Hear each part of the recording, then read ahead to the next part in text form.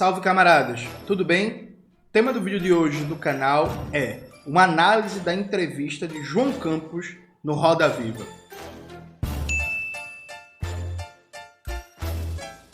Antes de começar propriamente o tema do vídeo do canal, quero muito agradecer a você que ajuda a manter e melhorar nosso canal a partir do Apoia-se. Seu apoio é fundamental para a gente continuar o nosso trabalho. Se preferir o Pix, está aparecendo aqui, ó. QR Code, tela do vídeo, e a gente também tem uma lista de transmissão no Zap Zap com todo o conteúdo que a gente produz e recomenda. Entra lá e não perde nada. Camaradas, o atual prefeito de Recife, o João Campos, ele deu uma entrevista para o Roda Viva, circulou bastante. Os números até agora do programa não são estrondosos, eu assisti ontem completo, eu estava com 200 mil acessos, mas significativo. Eu quero fazer alguns comentários sobre essa entrevista, porque tá rolando já muita ilusão sobre o João Campos, gente que não é de Recife, dizendo que ele representa a esquerda, que é a renovação da esquerda e que é muito bem avaliado e por aí vai. Vamos lá. Primeira coisa, o João Campos, ele mostrou no Roda Viva um discurso de reduzir a política à gestão, que é a fina flor do neoliberalismo. Veja, não há diferença de conteúdo entre o discurso do João Dória, o discurso do Tarcísio de Freitas, o discurso da Tabata Amaral, né? De que política é gestão, entrega. O tempo todo na entrevista colocaram o João Campos como alguém de esquerda, mas que em nenhum momento ele vocalizou nenhuma ideia, nenhum projeto, nenhuma perspectiva, valores de esquerda, absolutamente nada. Apenas ficou falando sobre democracia, sobre valores democráticos, respeitar a democracia, coisa que é discurso corrente de todas as figuras, inclusive Ronaldo Caiado, Cláudio Castro, Tarcísio de Freitas, Eduardo Leite, esse povo também fala isso. Então veja, a diferença do discurso do João Campos para o discurso do João Dória, por exemplo, é que o João Campos faz um discurso de gestão e traça para um lado que é para cuidar das pessoas, para fazer entrega para as pessoas, para mudar a vida das pessoas. Então o João Campos traz um discurso gerencial, que é a política resumida à gestão, para daí supostamente melhorar a vida das pessoas. O João Dória já tem uma linguagem mais empresarial, né? Da política como gestão emulando, né? Copiando o que seria a gestão de uma empresa por causa dos benefícios em si da eficiência. Então a eficiência traria melhora na vida das pessoas. Então, primeiro assim, eu fico muito assustado com o nível de rebaixamento ideológico que está rolando, que basta a pessoa não ser reacionária, não ser fascista e falar de democracia, que as pessoas já estão entubando isso como discurso de esquerda. Então, veja, gente, se isso é discurso de esquerda, vocês vão ter que considerar, por exemplo, que o Ronaldo Caiado é um cara de esquerda, porque pega o discurso do João Campos, pega o discurso do Ronaldo Caiado, acha a diferença. A única diferença é que o Ronaldo Caiado defende o Bolsonaro, mas em termos de valores, em termos de fala, em termos de compreensão de política, de projeto, não tem diferença nenhuma. Então, assim, a primeira coisa, e aí eu acho engraçado, vocês passaram a vida, com razão, criticando a Tabata Amaral. Veja, não há diferença do discurso do João Campos para o discurso da Tabata Amaral. Do ponto de vista de conteúdo político e ideológico, é o mesmo. Absolutamente o mesmo. Sabe? Absolutamente o mesmo. Então, é assustador. Inclusive, isso ficou muito claro quando o João Campos rasgou elogios para o Fernando Haddad. Veja, quem acompanha meu canal sabe o que o Haddad vem fazendo. Neste momento, o Haddad está promovendo a iniciativa de construir um mega pacote de corte de investimentos sociais, de ataque a direitos sociais, inclusive mexendo na Constituição brasileira para atacar o piso constitucional da saúde e da educação, para atacar BPC, FGTS, seguro-desemprego, previdência social, seguro-defesa e tudo mais que você imaginar. O vídeo de quinta-feira no canal, eu abordei o tema, coloca aí na tela, Maxwell. E aí você veja que o João Campos fala tanto de entrega, e a bancada, com todo respeito aí a quem estava lá, totalmente incompetente, não questionou essas entregas. Para quem é pernambucano, como é meu caso, e viveu o governo Eduardo Campos, a gente conhece o modo PSB de governar. O PSB, ele aprendeu muito com... lembra bastante o modelo carlista, né, na Bahia, do ACM, e o malufismo, com a diferença, né? O ACM e o Maluf gostavam de fazer grandes obras e publicidade em cima, né? Então achava que fazer uma boa administração pública era meter ponte, meter viaduto, meter grandes construções. Já a família Campos aprendeu que para criar um governo bom é preciso ter entregas de obras da forma mais liberal, mais privatista, mais ineficiente possível, mas é fundamental ter muita entrega de obra com propaganda em cima. Então vou dar dois exemplos para vocês que eu acho que são suficientes para explicar o que é o histórico de governo da família Campos, a partir inclusive da experiência do pai de João Campos, o Eduardo Campos. Eduardo Campos, na primeira eleição que ele ganhou, ele fez toda uma campanha com base na promessa de construir 4 novos hospitais em Pernambuco. Aí você pergunta, Jones, precisa de novos hospitais? Porra, precisa, óbvio. Mas assim, foi o que ele fez. Construiu 4 novos hospitais na região metropolitana, hiperconcentrando a média e a alta complexidade na região metropolitana, o que já é uma tendência de Pernambuco e da maioria dos estados da federação, e não é concentrando no sentido de dar correspondência, onde tem a maior população, tem o maior número de serviços, não, é hiperconcentrando de maneira desproporcional, né? Fazendo com que basicamente tudo que acontece tem que vir para a região metropolitana, para a capital, e aí é trauma, é cirurgia, é exame de média complexidade, é parto, tudo direcionado para a região metropolitana e para a capital. Aí o que foi feito? Muita propaganda em cima da construção de 4 novos hospitais. Bom, perfeito. Aí, o Eduardo Campos aqui inaugura um modelo de privatização em massa da saúde, entregando a gestão da saúde no Estado na mão das OS, né, das organizações sociais, criação do FHC com o ministro Brescia Pereira, que é uma forma de privatizar o SUS, a gestão da saúde, deixou de lado, abandonada a atenção primária à saúde, em média, historicamente, Pernambuco só gasta de 10% a 15% do orçamento da saúde do Estado com a atenção primária, não deu nenhum foco à prevenção, e aí fatores estruturantes para determinar o nível de saúde da população ficaram relegados, como saneamento básico, mobilidade urbana, acesso a políticas de prevenção, capacidade de boa alimentação, né, uma política de segurança e de soberania alimentar, tudo isso foi deixado de lado, se construiu 4 novos hospitais, muita propaganda, muito vistoso, provoca um efeito imediato de um relativo desafogo, né, em cirurgias, em exames, em consultas de especialista, mas rapidamente esse desafogo acaba, volta às mesmas filas de sempre, ao mesmo tempo de espera de sempre, porque na prática você construiu 4 novos aparelhos, e aí você constrói os aparelhos fora de qualquer tipo de lógica de planejamento, deixando de lado a prevenção, deixando de lado a atenção primária, deixando de lado os determinantes sociais do processo de saúde-doença, então a população segue adoecendo, segue tendo problemas, desconsiderando, por exemplo, políticas efetivas para reduzir coisas básicas, como a necessidade de atendimento em casos de traumas por acidentes de trânsito, por exemplo. E aí, pouco tempo depois, construiu 4 novos hospitais, a rede continua lotada como sempre, o tempo de espera para fazer um exame, para ter atendimento com um especialista, para uma cirurgia, volta ao que era depois que teve aquele desafogo assim que os hospitais foram construídos. E aí, mais do que isso, você pega, constrói novos hospitais, constrói novas UPAs, o que é que você faz? Você entrega na mão tudo da iniciativa privada, né?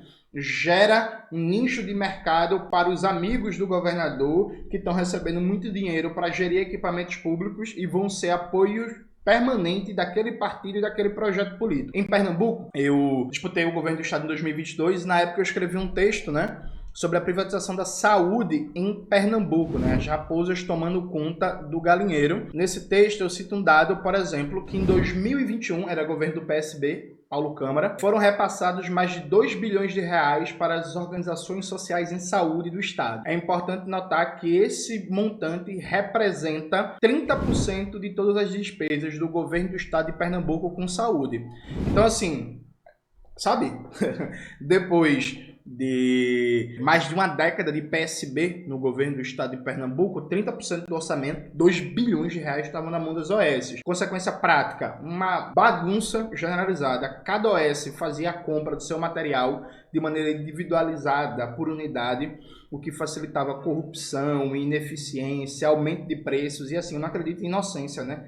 É bem lógico, não precisa nem ser economista para saber disso. Porra, se você tem, por exemplo, unidades de saúde espalhadas pelo estado, e aí, sei lá, vamos imaginar um número hipotético, vamos dizer que em uma semana, em todos os hospitais, UPAs, UPAs, ambulatórios e por aí vai, se usa 1 milhão de luvas.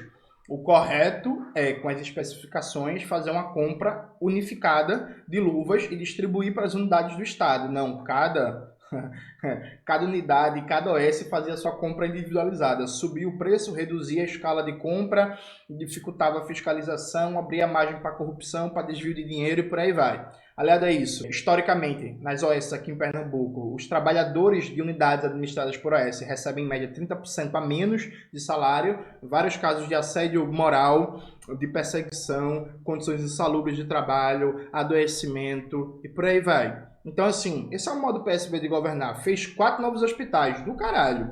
Do caralho. A saúde melhorou? Não. Continua uma porcaria. Tanto é assim que, inclusive, hoje, a saúde, você pega todas as pesquisas de opinião, tanto em Pernambuco, no geral, como em Recife, em particular, é um dos principais problemas do Estado. Então, qual foi a grande política de Eduardo Campos? Meter 4 novos hospitais, entregar para a administração privada e garantir que todo ano 30% do orçamento da saúde, 2 bilhões de reais, vai para a iniciativa privada. É entrega, né? Entrega, né? E aí, sem concurso público, precarizando o trabalho, atacando os sindicatos. O governo do PSB, várias vezes, colocou a polícia, o batalhão de choque para bater em enfermeiro, em enfermeira, em técnico de enfermagem que estava fazendo protesto por salário e melhores condições de trabalho. Bota aí na tela, Maxwell, por favor, uma notícia sobre isso. Aí a gente tem outro segundo exemplo. O governo Eduardo Campos criou o consórcio Grande Recife, parecia até uma boa ideia integrar o transporte, toda a região metropolitana de Recife, né? Só que aí criou o consórcio Grande Recife, fez uma integração e adotou um modelo de transporte que é uma das coisas mais imbecis da história da humanidade. Para ter muita obra, criou os terminais integrados. Então, na ideia de que vai hiperconcentrar os passageiros em cada terminal integrado e supostamente isso vai facilitar a vida.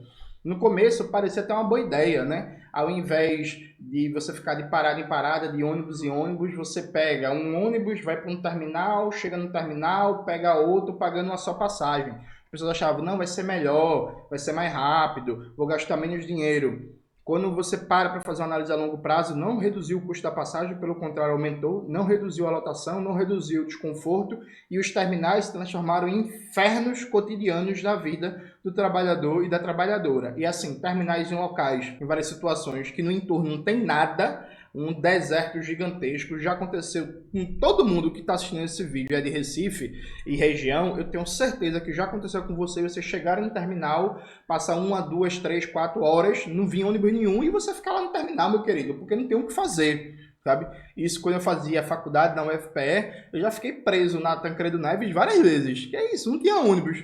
Na época que eu morava especialmente em Barra de Jangada. Queria voltar para Barra de Jangada, cadê ônibus? Não tem ônibus. E aí dá para sair andando do terminal para ir para uma pista, pegar um ônibus numa parada? Oxe, tu é doido, é? Na Tancredo? Sair da Tancredo para ir andando para Imbiribeira? Oxe, menino, de 9 horas da noite, 7 horas da noite. Vai nessa, tenta sorte, sabe? Então assim, aí obra pra caralho. Terminal,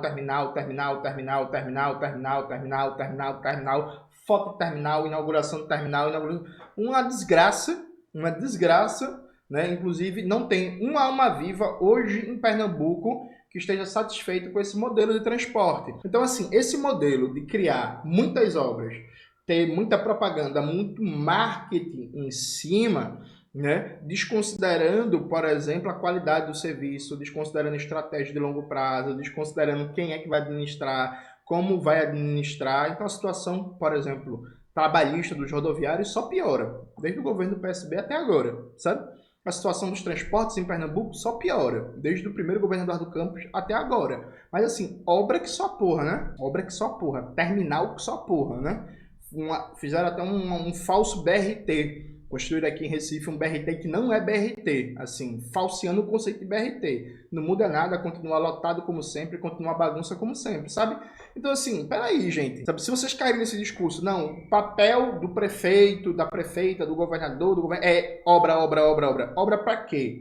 Como? Em que lógica? Em que concepção? Quem é que vai gerir? Para atender a que interesses, sabe? Alguém vai dizer assim, mas Jones, então o povo é burro porque o povo aprovou ele foi reeleito com mais de 70% dos votos. Veja, gente, eu peço coerência a vocês, porque assim, se você chamar a aprovação de um governo e dizer que isso é o fim da conversa, que não tem o que falar, eu recomendo que você defenda voto no Ronaldo Caiado, né, que é um dos governadores mais bem aprovados do Brasil, tem mais de 70% de aprovação. Sem falar nos números estratosféricos que ele ganhou a última eleição. Eu recomendo que você puxe voto para o Tarcísio de Freitas, que também está muito bem avaliado em São Paulo, sabe? Ou então, se você for de Pernambuco, puxe voto então para o Miguel Coelho, né? Para a União Brasil. Porque assim, o Miguel Coelho, por exemplo, quando ele era prefeito de Petrolina, ele foi reeleito com uma porcentagem muito próxima da do João Campos. Ele foi reeleito com 76% dos votos e agora conseguiu fazer o sucessor com 59,16% dos votos, né? Quase 60% dos votos. E aí, gente, vamos votar no neoliberal bolsonarista Miguel Coelho, que a gestão dele é muito bem aprovada em Petrolina, sabe? Então, assim, é preciso contextualizar essa aprovação. O João Campos tem uma ótima aprovação? Tem. E aí, veja, essa aprovação não é compreendida justamente porque no Roda Viva não se debateu Recife. Atenção, não teve uma pergunta sobre os problemas da cidade, nada. Não se conversou sobre Recife. Foi um espaço para o João Campos fazer autopropaganda, fazer divulgação do seu nome e absolutamente nada se falou sobre a cidade. E aí, veja, eu já debati aqui no canal, num vídeo mais longo, sobre o motivo da popularidade de João Campos, né? Bota aí o vídeo na tela, Maxwell, sobre o João Campos e o fenômeno de marketing digital e tal. E aí, veja, gente, no Roda Viva não se perguntou nada de Recife. E aí, vamos, por exemplo, algumas questões básicas. O João Campos se orgulha de ter duplicado o número de vagas de creche aqui em Recife. A gente está falando de vagas de creche, basicamente, a parte de privatização de gestão, de PPPs, de parceria público-privada, inclusive com empresas criadas há pouco tempo, sem experiência na educação, com denúncia de locais precários para abrigar as crianças, com condições de trabalho péssimas, com várias e várias denúncias que não são pedagogos, pessoas formadas que estão cuidando das crianças, educando as crianças nas creches, denúncia de revezamento de vaga de creche, de aula EAD para as creches, denúncia de instrumentalização de parceiros do prefeito administrando creches e participando da campanha eleitoral. O Marco Zero Conteúdo fez uma série de reportagens sobre os problemas das creches privadas aqui em Recife, né? E questionando sua qualidade mesmo, tanto a qualidade do ponto de vista pedagógico quanto a qualidade do ponto de vista de infraestrutura. Porque o sujeito diz assim, eu construí 4.000 vagas de creche. Vamos fazer um debate sobre a qualidade dessas vagas de creche? Qualidade em termos de infraestrutura, qualidade pedagógica, sobre o número de professores e professoras, condições salariais de trabalho, qualidade da merenda. Nada disso foi perguntado. Percebe? Bota aí na tela, Maxwell, a matéria do Marco Zero Conteúdo. Então assim, gente, leiam, por favor. Aí, outra coisa que poderia se perguntar o prefeito da cidade do Recife. Existe o Consórcio Grande Recife, né? O Consórcio Grande Recife não é administrado só pelo governo do estado, como muita gente pensa. O Consórcio Grande Recife é uma união entre o governo do estado e as cidades da região metropolitana. Recife é a cidade não só de maior número de população, como a cidade que mais tem gente participando do fluxo de transporte na região metropolitana. Recife tem assento no Conselho do Grande Recife, tem papel na definição de política de transporte. Só que aí o que acontece? Historicamente, o governo do estado finge que as prefeituras não têm obrigação, porque se o governo do estado cobra diretamente as prefeituras, ele levanta o tema do transporte.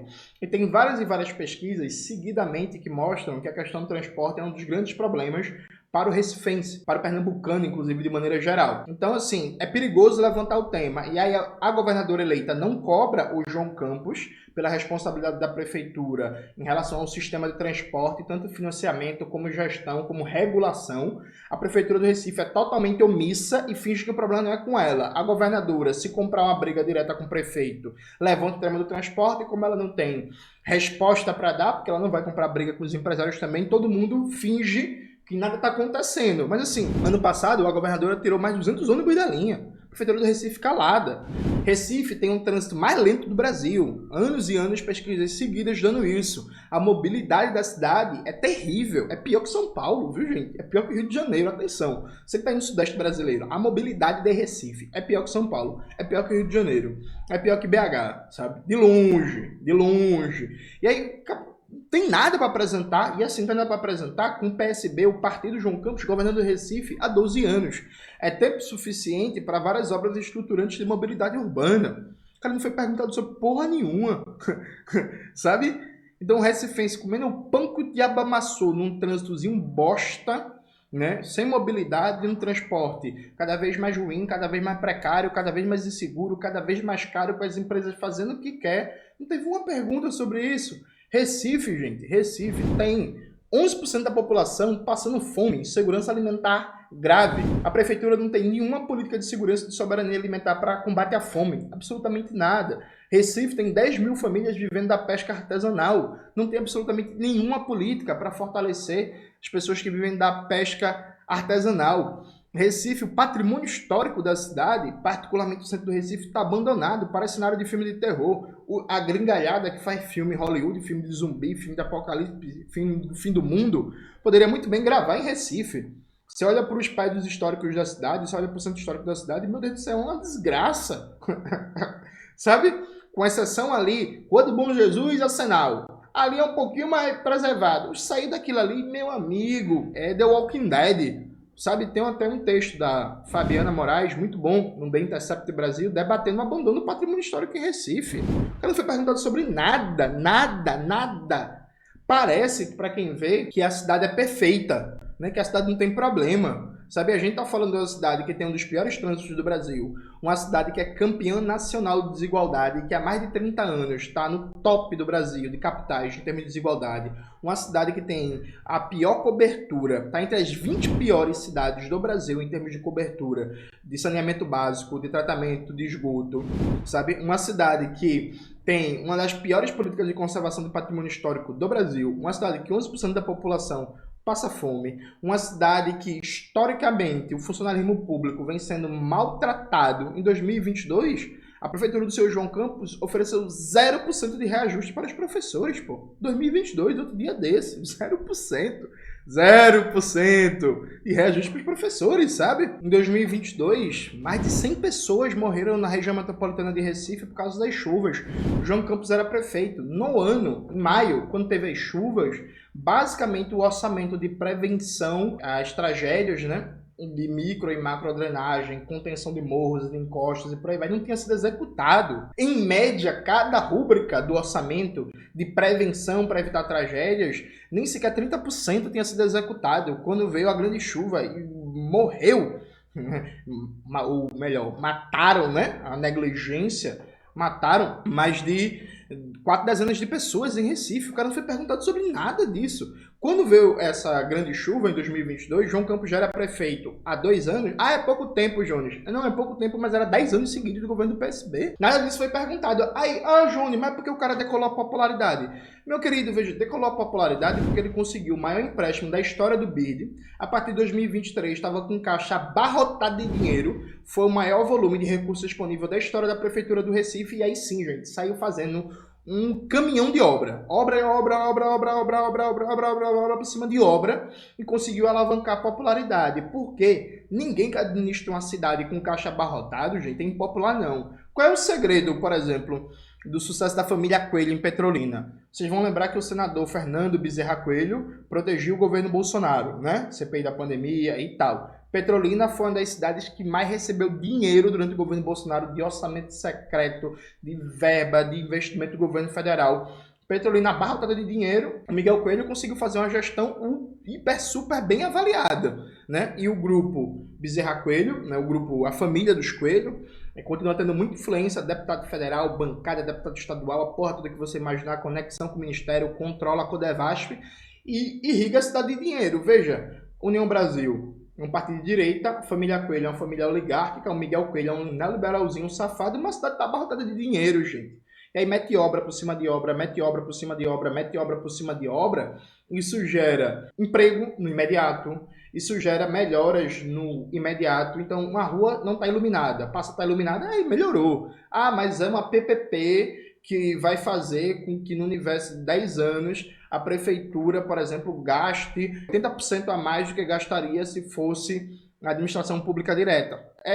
A maioria das pessoas não sabe disso, só sabe que a rua está iluminada e agora está melhor, percebe? Do mesmo jeito, pega uma cidade como Maricá, todo mundo fala, o Quaquá é um grande gestor. Não, pô. Maricá é abarrotada de dinheiro do petróleo, gente. Para alguém ser bem avaliado numa cidade como Maricá, tem que ser um imbecil completo, de 4 costados, sabe? Você pega um caixa abarrotado, é muito fácil você fazer obra por cima de obra, obra por cima de obra. E aí, para não dizer que eu não elogio o João Campos, uma coisa que o João Campos entendeu foi o tempo da comunicação digital. Contratou uma assessoria muito boa. E o que é que o João Campos faz? O João Campos faz um evento para assinar a ordem de serviço da obra, depois faz um evento para o começo da obra, aí depois faz um evento com a obra andando, né, em andamento, aí depois faz outro evento quando a obra está próxima de terminar, aí faz outro evento para a inauguração da obra. Tudo isso com intensa cobertura digital, produção de materiais muito bem produzidos do ponto de vista visual, do ponto de vista de linguagem, por aí vai. Então, ele aprendeu a ter uma cobertura territorial e digital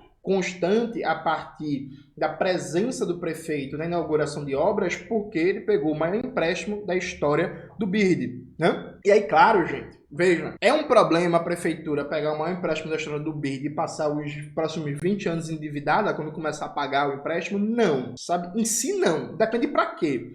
O vereador Ivan Moraes, por exemplo, travou uma disputa muito intensa para defender que esse dinheiro fosse mais destinado à moradia popular na perspectiva de resolver os problemas estruturais da cidade.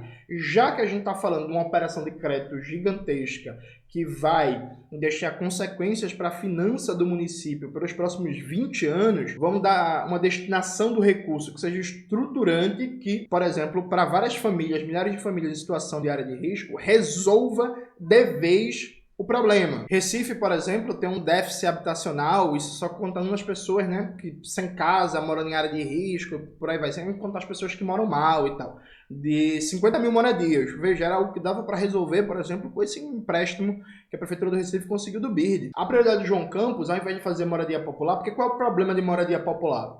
Fundamentalmente, a moradia popular, ela resolve o problema, mas é uma obra mais demorada, é uma obra que tem menos volume e que resolve o problema de uma vez para sempre, mas que tem menos dividendos políticos, né? Menos dividendos eleitorais. A aposta da prefeitura foi, ao invés de dar resoluções estruturantes, botar todo o foco do investimento em micro e macrodrenagem, construção de escadarias, contenção de costas e por aí vai. Importantíssimo. Qual é o problema? O problema é o tempo de durabilidade dessas obras. Então, quando você faz todo um processo, por exemplo, de limpeza de um morro, você faz todo o processo de limpeza do lixo, de tratamento, né, do mato, de todo o processo de poda de árvores que não deveriam estar, e aí faz a escadaria, faz o muro de contenção, melhora a drenagem, tal, tudo certo, ótimo, perfeito. Daqui há pouco tempo, 3, 4 anos, você vai ter que dar uma manutenção de larga escala para uma obra como essa. Porque senão a comunidade em breve pode voltar para uma área de risco, porque existe um problema próprio de concepção, de organização do espaço, né? Obras como contenção de morro, geomanta, micro e macro drenagem, você tem que estar renovando de maneira periódica, dado a própria dinâmica de ocupação do espaço, um relevo que tendencialmente, deixado sem manutenção, tende a se tornar, a longo, médio prazo, área de risco. A prefeitura fez o maior investimento da história da cidade nesse tipo de obra que alivia no curto prazo, só que, por exemplo, a partir de 2027, a prefeitura não vai ter esse dinheiro em caixa que ela tem hoje para, por exemplo, dar manutenção necessária a todas essas obras, sabe? Então, assim, os problemas estruturantes, várias áreas que deixaram de ser áreas de risco vão voltar a ser áreas de risco a partir de 2028, 2029, questão de tempo. Então, perfeito, fez o maior investimento, o imperialismo tem seus preferidos, já falei, fez o maior investimento da história do Recife porque conseguiu o maior número de investimento do BIRD. Governar abarrotado de dinheiro é muito fácil, Prova disso é o Quaquá em Maricá, prova disso é o Miguel Coelho em Petrolina, prova disso são várias cidades ali do Rio de Janeiro que recebem royalties do petróleo, você não vê problema não. O X da questão é, quando o João Campos governava sem um caixa abarrotado, como era o governo, era uma merda. O cara era vaiado em todo canto, sabe? O cara maltratava o funcionalismo público, o cara mandava fechar qualquer espaço de negociação com o professor, com a área da saúde, dava toda a prioridade a fazer obras nas zonas ricas da cidade. Inclusive, mesmo com essa ruma de dinheiro, de construção de parque, de praça, a desigualdade de acesso a espaços verdes e equipamentos públicos entre os bairros ricos e os bairros pobres de Recife não diminuiu. Atenção! Então, o cara pegou uma ruma de dinheiro e a lógica estrutural de desigualdade da cidade continua a mesma coisa. Percebe? Então, vamos lá, gente.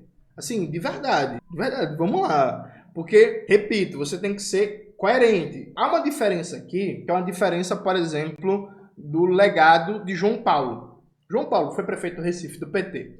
O João Paulo, quando ele foi prefeito do Recife, ele fez coisas que deixaram um legado de longo prazo para a cidade. Então, por exemplo, o João Paulo foi o prefeito que mais investiu em todo o Brasil em rede de CAPS. Né? Tanto que Recife até hoje é uma referência em saúde mental, no número de CAPs por zona, por bairro, por 100 mil habitantes e por aí vai. Isso é um legado estrutural. Isso fica a longo prazo. João Paulo deixou de ser prefeito, já vai fazer 20 anos.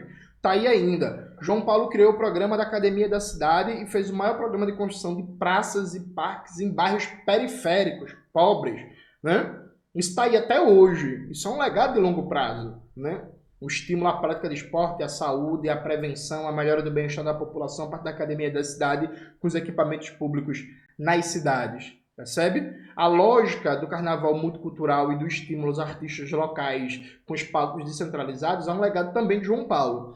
E aí, meu querido, minha querida, quando o João Campos deixar de ser prefeito daqui a 10 anos, você vai se perguntar qual é o legado em termos de política pública estruturante para a cidade. Tem um legado na cultura? Tem não. Não tem. Ele não inovou em absolutamente nada na forma de organização do carnaval, de valorização dos artistas locais, de definição de prioridades orçamentárias, de concepção do carnaval e da própria organização do orçamento da cultura do Estado. Tem um legado em termos de turismo? Muito menos, né? O patrimônio histórico da cidade continua abandonado, tá tudo uma porcaria, não inovou, por exemplo, em termos de circuito de economia produtiva do turismo, de tirar da mão do controle só das grandes empresas e estimular. Porque ele fala tanto de empreendedorismo, né? Estimular pequenos e médios empreendedores. Absolutamente nada, né? Continua uma lógica de hiperconcentração de incentivos das prefeituras aos grandes empreendimentos e várias situações, aquela pessoa que tenta vender seu pastel, tenta vender sua cerveja, tenta vender sua comida, tenta vender seu artesanato, é perseguido pela prefeitura, não consegue estar nos espaços porque tem todo grandes marcas patrocinando, né? Tem algum legado transformador na educação? Muito menos. Na saúde, muito menos, é uma das maiores reclamações do recifense. Na moradia popular, de jeito nenhum. Na mobilidade, muito menos. No enfrentamento, por exemplo, ao problema da população em situação de rua, no atendimento à população em situação de rua, muito menos ainda. Na saúde mental, também não. Então, assim, é uma gestão de muito volume de obras que, repito, são importantes. Obras de zeladoria, obras de limpeza da cidade, obras de iluminação, obras de recapeamento de rua, obras de construção de algumas praças, mas foco, mantendo a desigualdade de acesso aos equipamentos públicos entre bairros ricos e pobres, é diferente das obras de João Paulo, que inverteram a lógica de desigualdade, né? Reduzindo de maneira substantiva em termos de distribuição de equipamentos públicos entre os bairros. Então, assim, o cara não tem um legado de esquerda para mostrar, percebe? Então, um legado de esquerda para mostrar. Então, é isso, gente. Essa nova esquerda quer dizer que a nova esquerda, ela não tem nada na gestão, não tem nada em termos de legado, não tem nada em termos de concepção. É isso. A nova esquerda é só não ser fascista, e dizer que é democrático e dizer que se preocupa com as pessoas, que cuida das pessoas, e é isso. Pelo amor de Deus, né? Pelo amor de Deus. E aí eu repito. Eu entendo perfeitamente que a população de Recife aprove a gestão, porque é a gestão que ela viu mais obra nos últimos anos. Eu não vou cobrar de um trabalhador, de uma trabalhadora desorganizada que faça a reflexão política e teórica de que, se a barreira aqui próximo da tua casa está aqui há 15 anos e nunca fizeram uma obra de um muro de contenção, por exemplo. Isso é problema, responsabilidade direta do PSB, né? Na Prefeitura do Recife há 14. Então, assim, não é o João Campos que está fazendo uma benfeitoria. O PSB é parte do problema, que deixou você viver numa área de risco por anos. Percebe?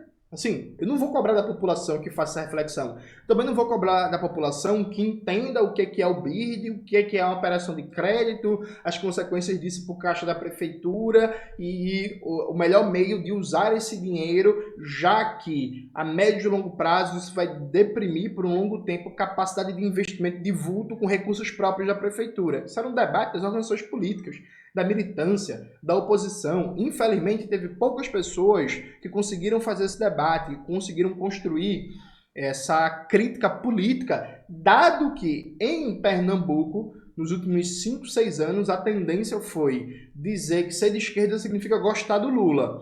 Quando o PSB estava rompido com o PT, era mais fácil fazer a crítica ao João Campos. Aí, o João Campos e o PSB fazem uma reorientação, voltam a se agarrar com Lula, o povo ficou sem discurso, né? E aí, por exemplo, o PSOL ficou pendurado na brocha, porque todo o discurso era, não só o PSOL, como Marília Reis também.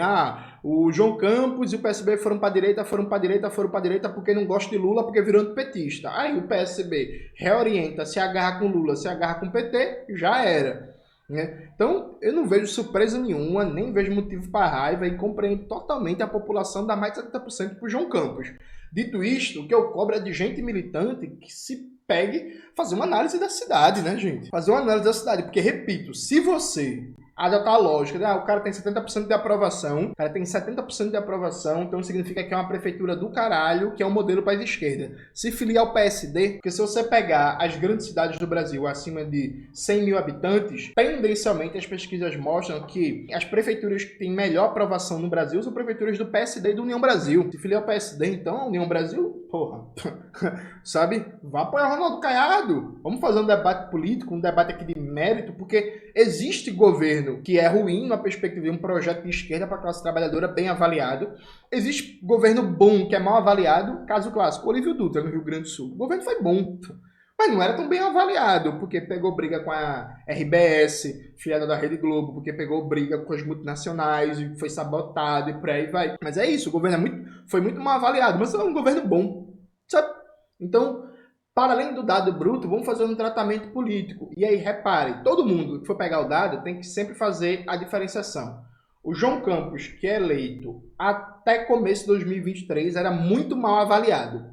E aí, a gente vê quais são as prioridades de um administrador público, a gente vê o que é que ele defende, como é que ele se comporta quando ele está governando com pouco dinheiro, que aí a gestão do conflito redistributivo fica muito mais difícil, né? Você precisa definir lados claramente, né? A partir de 2023, com o caixa abarrotado de dinheiro, é que dispara a popularidade dele, não sem méritos de uma comunicação digital eficiente, não sem méritos, por exemplo, de se aproximar da galera do brega funk antes de qualquer pessoa de esquerda. Ele entendeu o peso e o apelo do brega funk nas periferias, mérito também, mas assim, vamos lá, gente, sabe? É muito difícil para quem é de Recife, para quem vê o processo gigantesco de privatização em toda a cidade, privatização de parques, privatização de creche, privatização de unidade básica de saúde, desmonte do funcionalismo público de maneira generalizada, tudo sendo entregue na mão dos amigos e dos parceiros que tá fazendo fortuna, gerindo mal e porcamente serviços públicos, e aí fica rotando número, né? Não,